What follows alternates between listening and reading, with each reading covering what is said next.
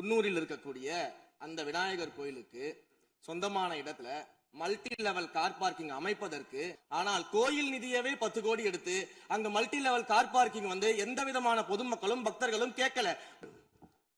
அறநிலையத்துறையே இருக்கக்கூடாது அப்படின்னு சொல்ற பாஜகவுடைய குரலாகத்தான் தாவேக அரசும் சொல்லுதா அப்படிங்கிற சந்தேகம் எங்களுக்கு வருது. அறநிலையத்துறை பள்ளி கல்லூரிகளை நடத்தக்கூடாது, அறநிலையத்துறை பள்ளி கல்லூரிகள் நடத்தக்கூடாது அப்படின்னு சொல்லிட்டு இருக்கிறாங்க. இதுக்காக வழக்கும் தொடர்ந்து இருக்கிறாங்க.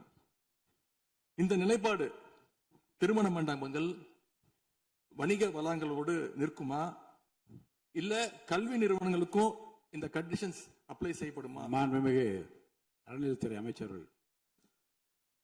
மாண்புமிகு பேரவை தலைவர் அவர்களே, மாண்புமிகு தமிழ்நாடு முதல்வர் அவர்களே, அறநிலைத்துறையை பொறுத்த வரைக்கும் கோவில்களின் வருமானம்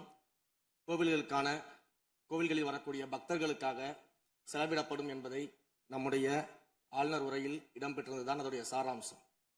இன்னொன்று, சமீபத்தில் வெளியிடப்பட்ட திருமண மண்டபங்கள் மற்றும் வணிக வளாகங்கள் அந்த பணிகள் துவங்கப்படாத பணிகள் நிறுத்தப்பட்டது என்பது, இந்த பணிகளை பொறுத்த வரைக்கும் நாம் ஆராய்ந்த வரைக்கும் அந்த கோவில்களில் பொதுமக்களுக்கு தேவையான அடிப்படை வசதிகள், பொதுமக்களுக்கு தேவையான தங்குமிட வசதிகள், பொதுமக்கள் பக்தர்கள் வரப்போது அவர்களுக்கு தேவையான அடிப்படையிலான கழிப்பறை வசதிகள் போன்ற இந்த வசதிகளை மேம்படுத்துவதை காட்டிலும் இவர்கள் கமர்ஷியலாக கோவில்களுக்கு திருமண மண்டபங்கள் கட்டுவதிலும் வணிக வளாகங்கள் கட்டுவதிலும் அதன் மூலமாக வருவாய் ஈட்டுவதை மட்டுமே குறிக்கோளாக வைத்துக் கொண்டு இந்த திட்டங்களை துவங்கியதன் காரணமாக மேலும் அதன் மீது பல்வேறு நீதிமன்ற வழக்குகள், ஸ்டே ஆர்டர்ஸ் இருப்பதனால நாம் அதையெல்லாம் ரத்து செய்து அறிவிச்சிருந்தோம். இதற்கு ஒரே ஒரு உதாரணமாக, எந்த அளவிற்கு கோவில்களை கமர்ஷியலாக மாற்றுவதற்கு கடந்த ஆட்சி காலத்தில் முயற்சி செய்து கொண்டிருந்தார் என்பதற்காக ஒரே ஒரு சிறிய உதாரணத்தை மட்டும் சொல்லிடுறேன்.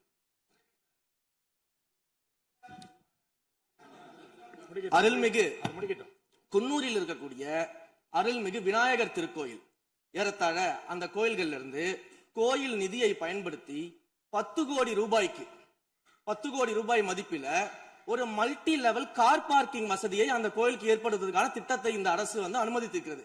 இதற்கு முன்னால் இருந்தக்கூடிய அமைச்சர் அவர்கள் அதை அறிவித்திருக்கிறாங்க. அந்த கோயில்ல ஒட்டுமொத்தமாக மாதத்திற்கு வரக்கூடிய பக்தர்களின் எண்ணிக்கையே 500 தான் ஆவரேஜா. அதே போல அந்த கோவில்களுக்கு அடிப்படையில கழிப்பறை வசதி கூட கிடையாது. இது மட்டும் இல்ல, குன்னூர் மற்றும் உதகையை சுற்றி இருக்கக்கூடிய அனைத்து பகுதிகளிலும் இருக்கக்கூடிய 50 கோவில்கள்ல பேசிக்கா இருக்கக்கூடிய டாய்லெட் பெசிலிட்டிஸ் கூட அங்க இருக்கக்கூடிய கோயில்களுக்கு கிடையாது. அப்படிப்பட்ட இடங்கள்ல கோயில் நிதியை பயன்படுத்தி